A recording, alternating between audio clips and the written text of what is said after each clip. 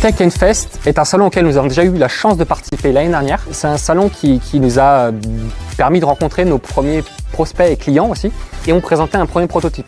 Donc c'était pour nous l'occasion d'accéder à un salon de grande taille sur des sujets qui nous correspondent et qui sont encore une fois la raison d'être de l'entreprise, qui est de la technologie consciente et de la technologie utile tant pour l'humain mais aussi pour l'environnement, et pas de la high-tech potentiellement inutile. Donc, ce qu'on souhaite montrer, c'est des nouvelles façons de se déplacer tout en restant désirable, économique et sécurisé. Donc l'objectif en fait, c'est de rendre la mobilité douce évidente pour tous les trajets courts, les millions de trajets courts du quotidien.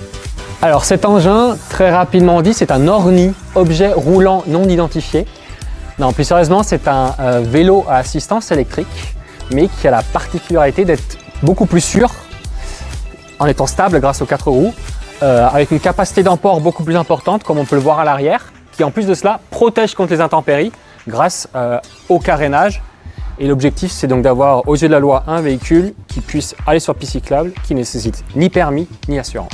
Il permet de porter, donc vous avez entendu, 250 kg, donc le double de son poids. Donc l'objectif, c'est d'être aussi costaud qu'un scarabée et de pouvoir donc porter le double de son poids comme ce genre d'insecte.